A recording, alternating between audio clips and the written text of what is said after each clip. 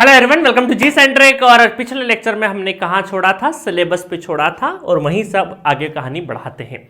तो पहला है point basic concept.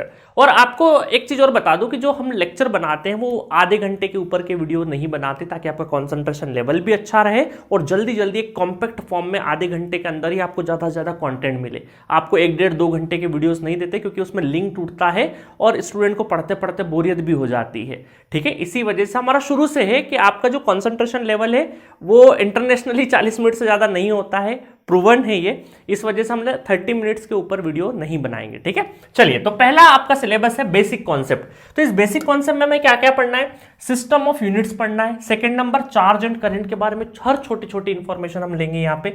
Voltage, EMF, electromotive force क्या होता है, पोटेंशियल डिफरेंस क्या होता है, इन तीनों के बीच में क्या छोटा माइन्यूट सा डिफरेंस है और इनकी डेफिनेशन किस तरीके से हो सकती है, सब देखेंगे। पावर एंड एनर्जी की टर्म किस तरीके से यूज होती है, इनके फॉर्मूले किस तरीके से डिजाइन होते हैं, इनकी यूनिट्स क्या होती है, सारा का सारा हम लोग बेसिक यहीं पे कवर कर लेंगे। ठीक है, ताकि बार बार जब हमें पावर और एनर्जी की बात आएगी तो हम हमारे बेसिक स्टैंडर्ड फॉर्मूले पहले से हमें पता रहेंगे, तो हर जगह लगाने में आसानी रहेगी। ठीक है, चलिए स्टार्ट करते बिना देरी के। System of units. अब देखिए क्या होता है सिस्टम ऑफ यूनिट्स में कि शुरू में जब दुनिया चलने लगी, धीरे धीरे धीरे रोटी कपड़ा मकान के बाद अब बहुत सारी दूसरी चीज़ों पे निर्भरता बढ़ी और उस तरीके से लोग अपना लेन देन करने लगे अलग अलग फॉर्मेट में, है ना। तो मैं इजी एग्जांपल लेता हूं जहां पे आपको समझ में आएगा। आपने कभी बहुत बचपन में देखा हो या अपने पापा से पूछा हो, तो वहां पर क्या होता था, शुरुआत में गांव देहात में ऐसा सिस्टम चलता था, गेहूं के बदले कोई फ्रूट दे जाता था, है ना। गर्मियों के मौसम में धान होता था, धान के बदले कुछ और फ्रूट दे जाता था। तो लेना देना किस तरीके से चलता था, या साल भर में कोई सर्वेंट अगर आपके यहाँ काम करने के लिए पूरे साल भर में है तो उसको 3 क्विंटल गेहूं दिए जाते थे या चावल दे दिए जाते थे। इस वजह से वो पूरा साल भर काम करता था भोजन के एवज में। तो एक्चुअल में जो आदान प्रदान होता था वो वस्तु से के लेन देन से होता था, है ना, क्योंकि समझ नहीं थी कि अच्छा ये चल रहा है, इसके बदले ये कर देते हैं। फिर धीरे धीरे धीरे धीरे इस तरीके वेट एंड मेजरमेंट की बहुत सारी जगह पे अलग अलग लोग अपने अपने हिसाब से करते थे।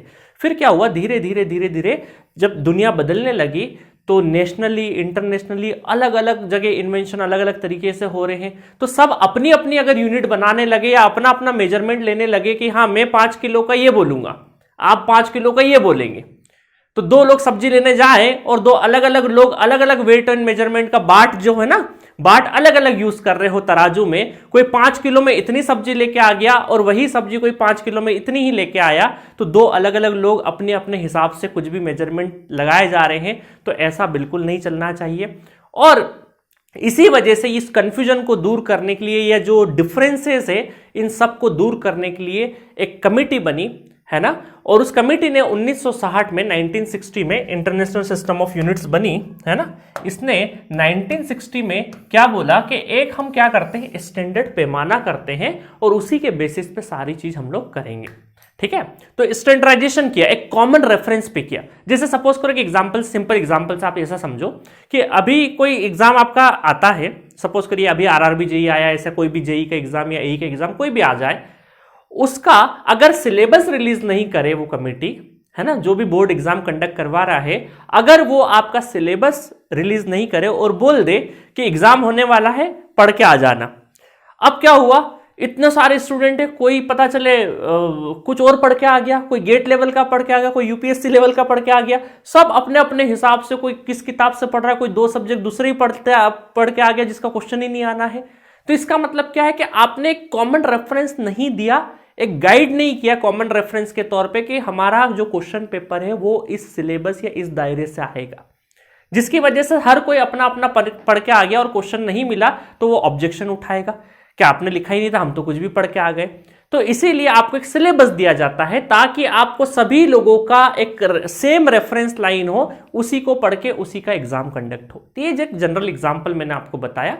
वैसे ही वेट एंड पूरे मेजरमेंट में इस तरीके से ही एक रेफरेंस लाइन पे लाने के लिए एक कमेटी बनी। उस कमेटी ने 1960 में 7 फंडामेंटल यूनिट दिया, जिसको एसआई सिस्टम बोलते हैं। क्या बोलते हैं हम लोग, SI system, international systems of unit. क्या बोलते हैं इसको, इंटरनेशनल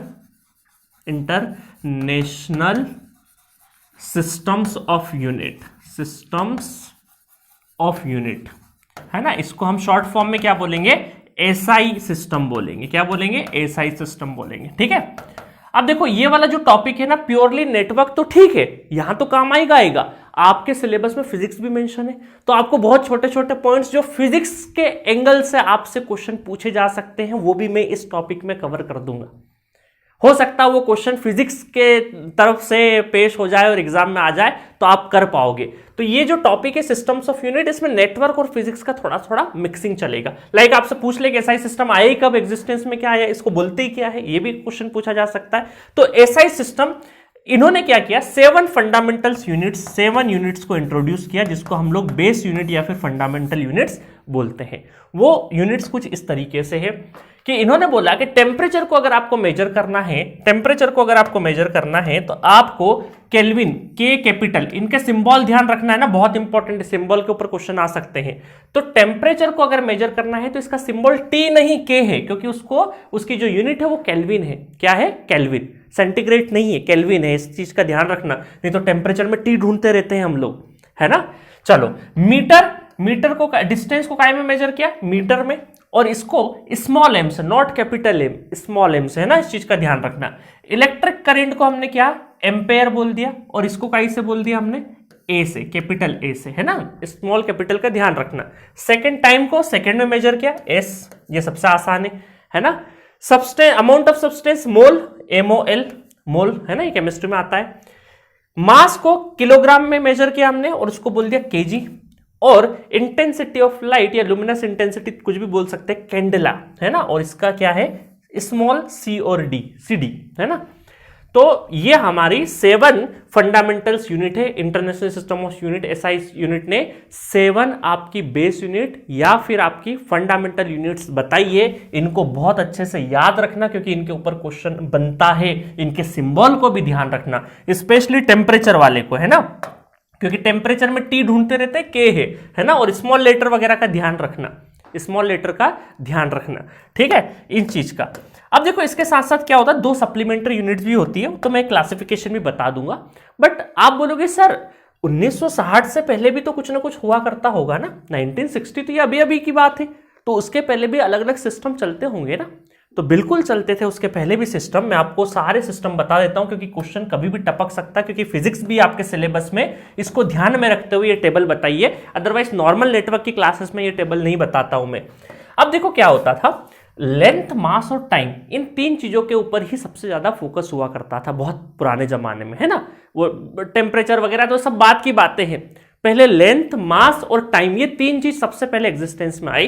तो यहां पर सबसे शुरुआत जो था हमारा ब्रिटिश सिस्टम था, एफपीएस, इसको क्या बोलते हैं, एफपीएस शॉर्ट फॉर्म में, ब्रिटिश इंजीनियरिंग सिस्टम होता था।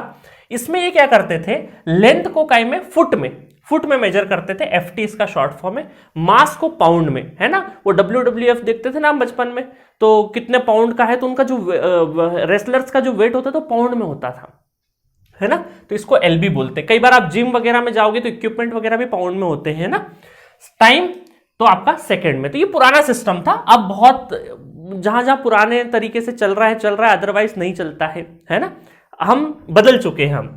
सीजीएस यूनिट में अच्छा, केक आप कभी भी पाउंड में पूछते हैं ना, तो वो बिजनेस एंगल को ला देते हैं केजी और पाउंड में, तो थोड़ा सा उनका फायदा हो जाता है, इस वजह से वो केक और इन चीजों को पाउंड में ही मेजर करते हैं, ठीक है। चलो, फिर उसके बाद आया सीजीएस सिस्टम में क्या हुआ कि इन्होंने बोला फुट नहीं चलेगा, अब सेंटीमीटर को हम लेते हैं। लेंथ को काय में मेजर करेंगे, सेंटीमीटर में, उसका शॉर्ट फॉर्म है सीएम, याद रखना इन चीज का, है ना। मास को हम करेंगे ग्राम में, जी उसका क्या है, सिंबल है। और टाइम को सेकंड, टाइम हमारा बढ़िया है, सेकंड, कोई दिक्कत ही नहीं है। फिर आया एमकेएस सिस्टम ने बोला कि नहीं, सेंटीमीटर छोड़ो, हम मीटर को लेंगे और ये हमारा एम से डिनोट करेंगे। एम नॉट फॉर मास, है ना, ये क्या है, मीटर का एम है ना, ये ध्यान रखना। किलोग्राम, ये हमारा एमकेएस सिस्टम में जो ग्राम, जो सीजीएस में ग्राम था, वो एमकेएस में क्या बन गया, किलोग्राम बन गया, केजी से डिनोट किया। फिर टाइम तो टाइम है। एसआई सिस्टम में क्या हुआ, एसआई सिस्टम कोई अलग सिस्टम नहीं है, इस एमकेएस को ही थोड़ा सा मॉडिफाई कर दिया। क्या कर दिया, इस एमकेएस सिस्टम का ही क्या है, थोड़ा सा मॉडिफाइड वर्जन है। मॉडिफाइड कैसे है कि 3 यूनिट तो इसकी जो एमकेएस की थी वो एज इट इज उठा ली, मीटर, किलोग्राम और सेकेंड, है ना, 3 यूनिट तो इन्होंने यहीं की उठा ली, और बाकी हमारी जो 7 फंडामेंटल्स है ना, ओवर जो बची हुई जो यूनिट्स है वो भी इंट्रोड्यूस करी एसआई ने। क्या करा, 7 फंडामेंटल इंट्रोड्यूस किया, जिसमें ये 3 तो थी है ना, मीटर, किलोग्राम, सेकेंड। देखो मीटर कहां गया हमारा, मीटर, किलोग्राम और सेकेंड, 3 तो यूनिट थी, तो बची हुई 4 और इंट्रोड्यूस कर दी। तो इस तरीके से टोटल क्या हो गई, टोटल 7 यूनिट, 7 फंडामेंटल यूनिट्स हो गई। ठीक है, तो ये एसआई ने 1960 में इंटरनेशनल सिस्टम्स ऑफ यूनिट ने ये इंट्रोड्यूस किया, और इसी से अब सारा स्टैंडर्डाइजेशन चलता है। कुछ थोड़े से ट्रेडिशनल लोग हैं, जैसे ब्रिटिश लोग अभी भी उस तरीके से अपना लेके चलते हैं, जैसे हमारा यूएस वगैरह में नहीं है, left hand right hand driving वाला कॉन्सेप्ट है, 50 हर्ट्ज 60 हर्ट्ज वाला कॉन्सेप्ट है। तो कुछ ट्रेडिशनल लेके पकड़ के चलते रहते हैं, वो बात अलग है। ठीक है, बट एक्चुअल में अब हमारा पूरा सिस्टम एसआई में ही चलता है मेजोरिटी ऑफ। ठीक है, चलो आगे बढ़ते हैं। अब देखो इसके क्लासिफिकेशन देखते हैं यूनिट्स के। क्लासिफिकेशन ऑफ यूनिट्स बहुत इंपॉर्टेंट है। फंडामेंटल और बेस यूनिट, इसी को हम क्या बोलते हैं, इसमें 7 जो यूनिट अभी हम लोगों ने पढ़ी, 7 यूनिट्स, वही हमारी क्या है, ये सारी के सारी बेस यूनिट या फिर फंडामेंटल यूनिट्स यही हमारी होती है। ठीक है, उसके बाद डिराइव्ड यूनिट होती है, कई बार पूछ लेते हैं डिराइव्ड यूनिट क्या होती है। डिराइव्ड यूनिट ऐसी यूनिट होती है जो इन 7 की हेल्प से बनती है। जैसे मैं बात करूं स्पीड, सपोज करो स्पीड की यूनिट क्या होती है सर, मीटर पर सेकेंड होती है, मीटर पर सेकेंड। तो मीटर पर सेकेंड तो कोई हमारी बेस यूनिट तो है नहीं, बट आप देखोगे इसको ध्यान से कि इसमें जो 2 यूनिट है, 2 यूनिट से मिलके बनी है, एक है मीटर और दूसरा सेकेंड। तो 2 बेस यूनिट से बन के एक नई यूनिट बनी, जिसको हमने मीटर पर सेकेंड बोल दिया, जिसको वेलोसिटी और स्पीड की यूनिट होती है, उसको हमने बोल दिया डिराइव्ड यूनिट, क्योंकि ये डिराइव हुई है। किससे डिराइव हुई है, बेस यूनिट से या फिर फंडामेंटल यूनिट से डिराइव्ड हुई है। इस वजह से क्या बोल दिया इसको, डिराइव्ड यूनिट। ठीक है, एक एग्जांपल दे दिया मैंने, समझ आ जाएगा। तो ऐसे तमाम बहुत सारी चीजें हो सकती है, डिस्टेंस बहुत सारी चीजें हो सकती है हमारे, है ना। तो यहां पर स्पीड मीटर पर सेकेंड, तो ये हमारी क्या है, डिराइव्ड यूनिट है। चलो नेक्स्ट चलते हैं। सप्लीमेंट्री यूनिट बहुत इंपॉर्टेंट है। फिजिक्स में क्या होता था, बार बार हटाया जाता था। कितनी यूनिट होती है, 7 फंडामेंटल 2 सप्लीमेंट्री, 7 फंडामेंटल 2 सप्लीमेंट्री। तो वही सप्लीमेंट्री यूनिट होती है। एक रेडियन में होती है, दूसरी स्टेरेडियन में, सॉलिड एंगल के लिए यूज होती है, सॉलिड एंगल के लिए। बस इतना ज्यादा डिटेल में हमें नहीं जाना है ना। रेडियन क्या होता है, मशीन वगैरह में बहुत अच्छे से पढ़ाऊंगा, अभी यहाँ पे जरूरत नहीं है। रेडियन और स्टेरेडियन ये 2 हमारी सप्लीमेंट्री यूनिट होती है।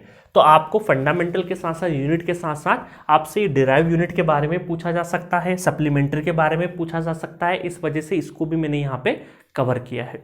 ठीक है, चलो आगे चलते हैं।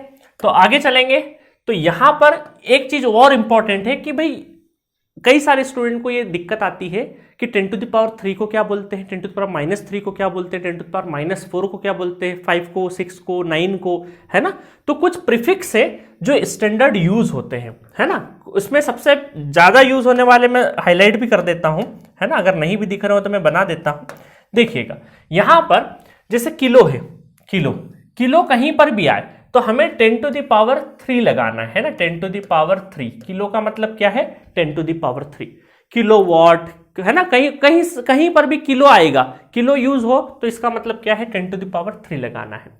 मेगा आए, मेगावाट और ये सब चीजें आएगी तो क्या लगाना है, 10⁻6 लगाना है। मेगा के लिए क्या यूज होता है, और ये कैपिटल के और ये कैपिटल एम, है ना, इनके नोटेशन है। गीगा आए, गीगावाट, है ना, 10⁹, ये आपके उसमें भी काम आएगा, क्या बोलते हैं अपने कंप्यूटर में, है ना, कंप्यूटर वगैरह, गीगाबाइट वगैरह, किलोबाइट, मेगाबाइट, है ना, मेगाबाइट किलोबाइट आता है ना। आप जब इंटरनेट सर्फिंग करते हो तो स्पीड आती है ना। तो गीगाबाइट, मेगाबाइट, किलोबाइट, ये सारे के सारे आपको कंप्यूटर के हिसाब से भी नॉलेजेबल है, तो ये आपको किसी भी सब्जेक्ट में काम आएंगे। इस वजह से मैंने एक स्लाइड ले ली यहाँ पे। तो किलो, मेगा, गीगा, है ना, ये इंपॉर्टेंट है। आप चाहे तो जैसे डेका को हम 10⁻1 बोलते हैं, है ना, हेक्टो 10⁻2, टेरा 10⁻12, इनको याद करने की ज्यादा जरूरत नहीं है। पेटा 10⁻15, ये ज्यादा नहीं आती। ये आपको किलो, मेगा और गीगा, ये 3 आपको बहुत अच्छे से ध्यान रखना है। अब उसकी छोटी यूनिट, ये जैसे 10⁻³ में थे, माइनस में, माइनस पावर जैसे होती है 10⁻, ये हमारी 10⁻³ आपको नहीं दिख रहा हो तो मैं एक बार और लिख देता हूं, मिली, है ना, मिलीमीटर, है ना। तो ये कहीं पर भी मिली में यूज होगा तो 10⁻³ में चलेगा आपका। ठीक है, फिर चलते हैं सेंटीमीटर। सेंटीमीटर में 10 टू द पावर -2 में चलेगा, बहुत इंपॉर्टेंट है, कन्वर्जन आना चाहिए। Micro 10 to the power -6 micro.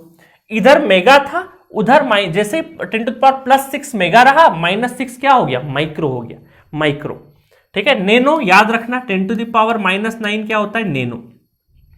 10 to the power +9 giga, giga इधर, उधर नैनो, है ना। अच्छा, इसमें पिको याद रख लेना, पिको भी पिको फेराड वगैरह जो कैपेसिटेंस वगैरह की यूनिट होती है ना, माइक्रो फेराड, मिली फेराड, पिको फेराड में भी पूछी जा सकती है, तो इस वजह से 10 टू द पावर -12 का याद रखना है ना। बाकी फेंटो जब तो ये सब तो आता नहीं है, बस इतने 4 इधर के याद रखना, 3 इधर के याद रख लेना, 3-4 इधर के याद रख लेना, बस। इससे ज़्यादा के प्रीफिक्स की जरूरत नहीं पड़ती है, बट ये आपको पता होना चाहिए, क्योंकि कई बार ये छोटी छोटी चीज़ें हमें दुख देती हैं, क्योंकि आंखों के सामने से निकल जाता। सरफेस नॉलेज यही होता है, बहुत गीगा 10 टू द पावर 6 होगा, 9 होगा, कंफ्यूज हो जाता है स्टूडेंट प्रेशर सिचुएशन में। अभी तो बड़े आराम से सर क्या पढ़ा रहे हो, सब आता है, बट यही चीज़ आपको दिक्कत दे देता है वहाँ पे, क्योंकि स्पीड पे सब चीज़ें सॉल्व करना है तो प्रेशर भी रहेगा आपके दिमाग पे। ठीक है, तो उसी को हम लेके चलेंगे, थोड़ा सा ध्यान से याद रखेंगे तो चीज़ें आसान हो जाएगी। ठीक है। इनके सिंबल भी जैसे मिली का एम, माइक्रो का म्यू, है ना, नैनो का एन, माइक्रो का ध्यान रखना म्यू, और मिली का कई बार आंसर आपसे मिली या माइक्रो में पूछा जा सकता है। अब चलिए इसके बेसिस पे 2-3 क्वेश्चन कर लेते हैं, ताकि वही चीजें सारी के सारी इनके ऊपर थोड़े से क्वेश्चन बना देते हैं, प्रीवियसली किस तरीके से क्वेश्चन आए वो भी आपको पता चल जाएंगे। What is the symbol of kelvin SI unit of temperature. तो अब देखो ऑप्शन सेट करने वाले ने तो बहुत ही आप पे दया दिखाई है, अदरवाइज टेम्परेचर टी भी लिख देता तो कई सारे लोग, और केल्विन हटा देता, यहां से केल्विन हटाते एसआई यूनिट ऑफ टेम्परेचर बोल देता, और केल्विन हटा देता, और यहां पे किसी ऑप्शन में टी डाल देता। तो बहुत बार स्टूडेंट टी लगा देते हैं जल्दबाजी में, तो आपको ध्यान रखना है कि टेम्परेचर की यूनिट क्या होती है, ऐसा यूनिट केल्विन होती है। तो D is the correct answer, है ना। तो मैं आंसर नहीं लगा रहा हूं, डी यहां पे लिख रहा हूं, ताकि आप जब भी नोट से रिवाइज करेंगे, क्वेश्चन लगाने बैठेंगे, तो आपको डायरेक्टली आंसर नहीं दिखे, है ना। इसलिए मैं आंसर थोड़ा सा साइड में लिख दूंगा, ऐसे टिक नहीं लगाऊंगा, ताकि आप नोट्स आपके खराब नहीं हो, है ना, नोट्स आपके अच्छे रहे। ये डी मैंने इधर लगा दिया, ठीक है। क्या लगाऊं टिक आखिरी टाइम पे रिवाइज करने के लिए, ठीक है। नहीं वो फिर मजा बिगड़ जाएगा, आप रिवीजन करेंगे तो आंसर पहले ही दिखेगा, तो फिर दिक्कत होगी, है ना। तो D is the correct answer. तो ध्यान, अब मैंने क्या बोला, 2-3 चीजें, कि केल्विन अगर हटा दिया और यहां पे टी अगर लगा दिया कहीं तो दिक्कत हो सकती है। केल्विन में के एल भी दिखता, अच्छा केएल राहुल नहीं है, केल्विन है ना। तो केएल अगर नॉलेज नहीं है तो अच्छा, केल्विन के एल ज्यादा लग रहा है तो ये लगा दिया, तो आपको इसीलिए सिंबल ध्यान में रखना हो। अभी आप सोच रहे होंगे सर ऐसी गलती नहीं करेंगे, हो जाती है उस दिन ऐसी गलती, है ना। प्रेशर सिचुएशन में अच्छी अच्छी चीजें, छोटी छोटी चीजें में गड़बड़ करके आ जाओगे। नेक्स्ट देखो, candela is the unit of acoustic intensity, electric intensity, magnetic intensity, luminous intensity. अब क्या है, इंटेंसिटी ऑफ लाइट लिखा हुआ नहीं दिखता ना, लाइट नहीं दिखता है, तो कई बार स्टूडेंट जल्दबाजी में इलेक्ट्रिक इंटेंसिटी लगा देते हैं। आपको इस चीज का ध्यान रखना है, luminous intensity, intensity of light luminous के फॉर्म में होती है, तो लुमिनस इंटेंसिटी ही ध्यान रखना आप, है ना, इस चीज का। तो कैंडला लुमिनस इंटेंसिटी। अब मैं लाइटनिंग वगैरह आपको पढ़ाऊंगा ना, वहां लक्स वगैरह क्या होगा, पूरा लाइटनिंग का एक टॉपिक है, एक सब्जेक्ट है, उसको बहुत अच्छे से हम पढ़ेंगे। तो वहां पे लक्स हो गया, लुमिनस इंटेंसिटी हो गया, इनको बहुत अच्छे से पढ़ेंगे हम लोग वहां पे, ठीक है। तो कैंडला किसकी यूनिट होती है, लुमिनस इंटेंसिटी की होती है ना। 4th नंबर, जल्दबाजी में इलेक्ट्रिक इंटेंसिटी नहीं कर देना, ठीक है। अभी ताजा ताजा पढ़ाओ तो गलतियां नहीं करोगे, बट बाद में हो सकती है। How many fundamental units are there in SI unit. अगर आपने एसआई यूनिट ढंग से नहीं पढ़ के गए, एग्जाम में डायरेक्ट अपीयर हो गई ये लेक्चर देखने के पहले भी, तो भी आपके दिमाग में कुछ चला करता कि 6 होगी, 5 होगी, 3 होगी, 7 होगी। तो आपको ध्यान में हमेशा ध्यान रखना है 7 फंडामेंटल, 2 सप्लीमेंट्री। कौन से 2 सप्लीमेंट्री, रेडियन और steradian. 7 fundamental, 2 supplementary units, radian और स्टेरेडियन, ठीक है। तो यहां पर क्या बोलेंगे, 7, ए इज द करेक्ट आंसर। तो बस ये सारे के सारे किसी न किसी एग्जाम में आए हुए क्वेश्चन हैं, वहीं से लेके आया हूं मैं आपके लिए।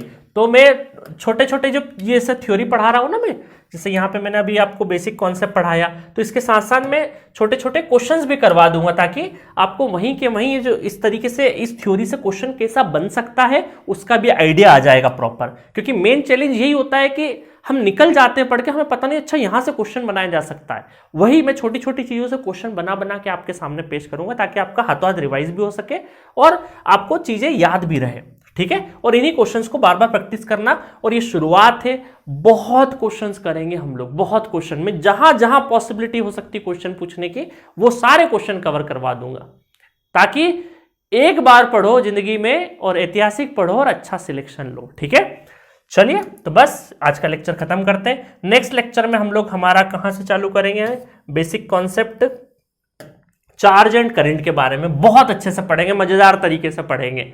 मैं खुद आपके लिए मेहनत कर रहा हूं कि किस तरीके से इसको सेट किया जाए आपके दिमाग में, और किस तरीके से कॉम्पैक्ट किया जाए, और क्या एडिशनल इंफॉर्मेशन को छूट तो नहीं रही, उन सब को लेके एक कंटेंट बनाया जाता है, फिर पेश किया जाता है आपके सामने, क्योंकि आपका टाइम बहुमूल्य है। यहां खड़े होकर आपका टाइम वेस्ट बिल्कुल नहीं करना है।